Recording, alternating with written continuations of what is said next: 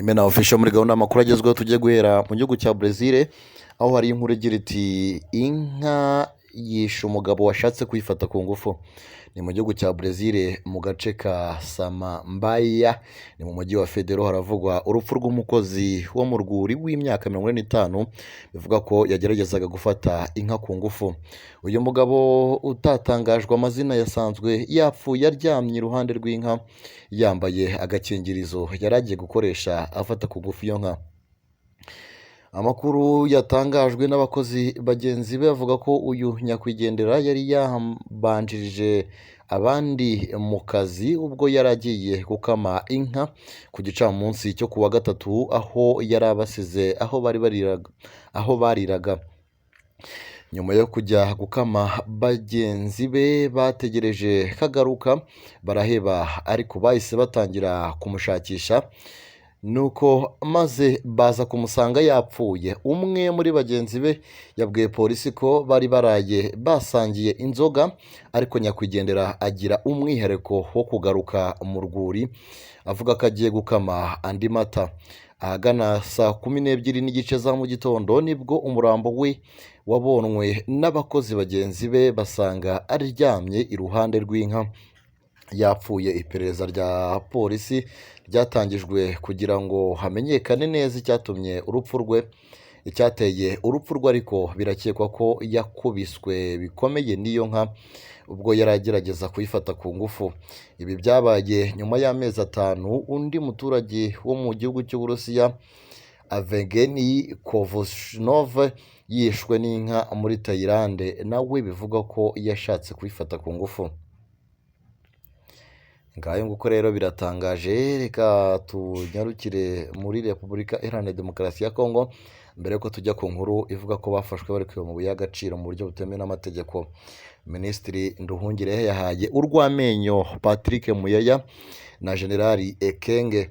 Minisitiri w'ububanyi n'amahanga ndetse n'ubutwererane Ambasaderi Olivier Nduhungirehe yahaye urw'amenyo mugenzi we wa Repubulika ya Demokarasi ya Kongo ushinzwe itumanaho ndetse n'umuvugizi w'ingabo z'iki gihugu nyuma yo kwerekana ifoto y'uwo bita Koloneli wo mu ngabo z'u Rwanda bavuga ko aheruka kwiyahura.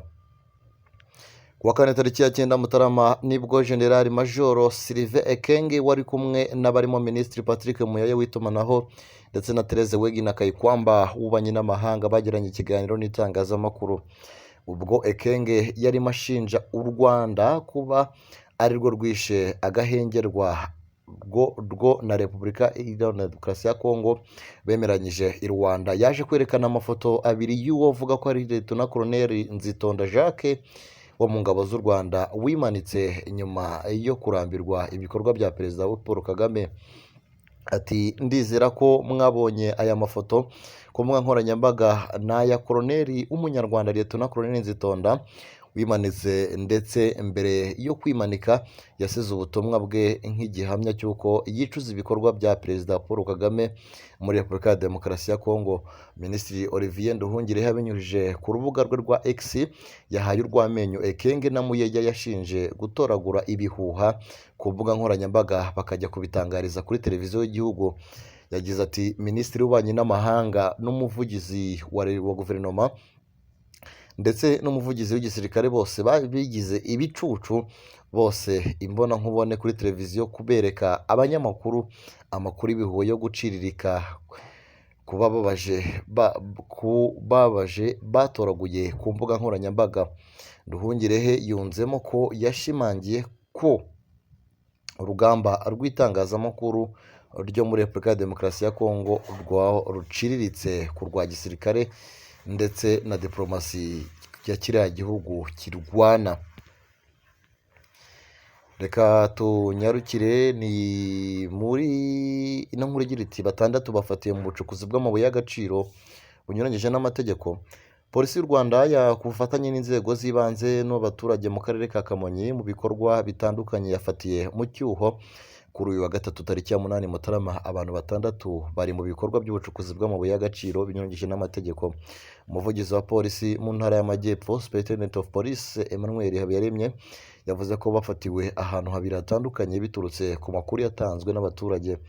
Yagize ati habanje gufatwa abasore 3 bari barimo gucukura amabuye yo mu bwoko bwa koruta mu kirombe giherereye mu kagari ka Kirwa ko mu murenge wa Kayenzi ahagana saa 3 n'igice za mu gitondo, nyuma yo kubasangana ibiro 5 by'amabuye avanze n'umucanga bari bamaze gucukura n'ibikoresho gakondo bifashishaga birimo n'umuhoro. Akomeza agira ati nyuma yaho hafi saa 6 z'amanywa abandi 3 bafatiwe mu gishanga giherereye mu mudugudu wa Gitwa akagari ka Gicubi nako uko mu murenge wa Kayenzi ariho bari gucukura bafite ibitiyo 3 n'ipiki bakoreshaga muri ubwo bucukuzi. SP Habiyaremye yibukije abakomeje kwishora mu bikorwa by'ubucukuzi butemewe rimwe na rimwe bikurura n'ubugizi bwa nabi ko bahagurukiwe, bityo ko bazakomeza gufatwa ku bufatanye n'abaturage n'izindi nzego.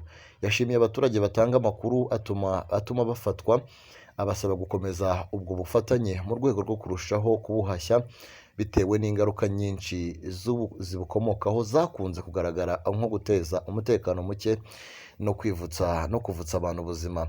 Bose uko ari 6 bashyikirijwe urwego rw'ubugenzacyaha RIB kuri sitasiyo ya Kayenzi kugira ngo hakomeze iperereza ku cyaha bakurikiranweho.